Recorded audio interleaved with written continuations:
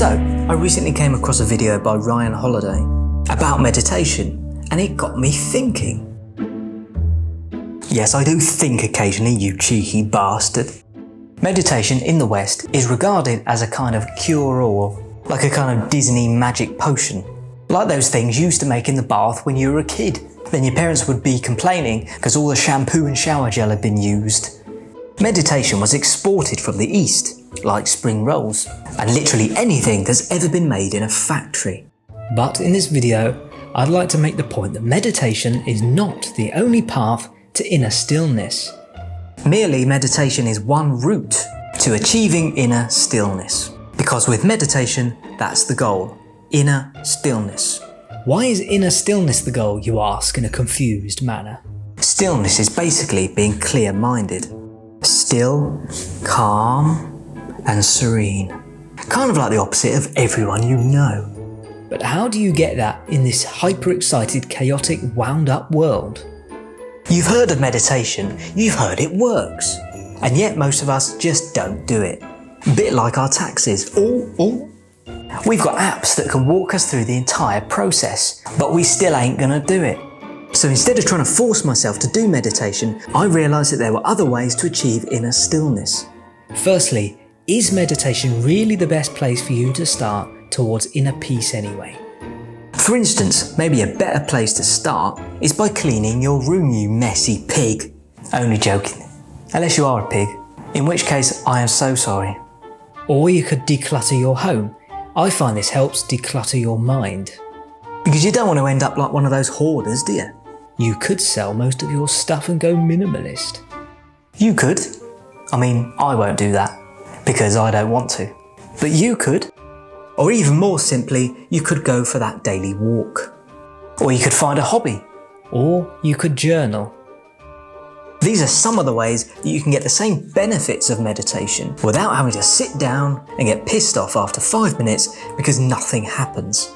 Meditation for a lot of people can be like trying to run before you can walk. I know it is for me. We're so distracted and our attention span's so fucked that sitting down and thinking will just make you sad that you can't do it. Tackle a lot of the other stuff around you first, like the options I just mentioned. Unless you've already bloody forgotten what I've said.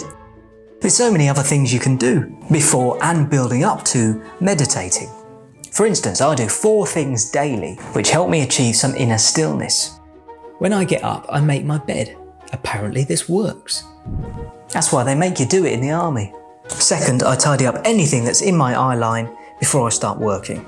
Breakfast bowls, paper, whips and chains, they all get put away out of sight. And third, I journal for 30 to 45 minutes a day.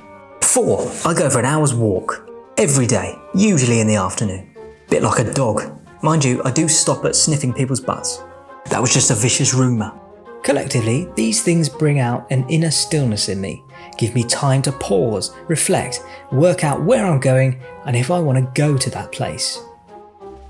So often we say yes to things and only later realise that we don't actually want to do it. Whereas if we'd have sat still for more than 5 minutes without the telly or our phone and introspected, we'd have probably realised that.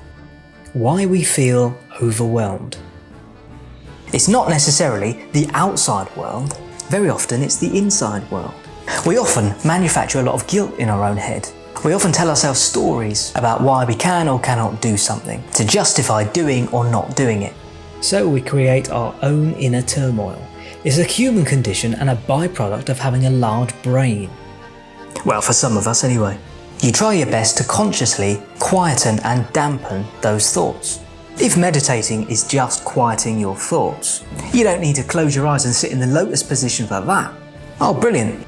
You could do that on a walk. You can open up a notebook and journal about the thoughts that are going around your head. You could find a hobby that takes you out of your head, like playing sports or something. The Stoics, for example, they prefer journaling to meditating because it gets you to a similar place. When you're journaling, you're observing your thoughts. Gives you a sense of peace when all your thoughts are out on the page. Unless you're a psychopath. Eventually you want that raging river to turn into a calm stream and the world becomes a lot more manageable. It's a chance to question, analyse and observe our own thoughts. Something so important in this jacked up new age of mass distraction. Don't be jerked around by your thoughts like a puppet on a string.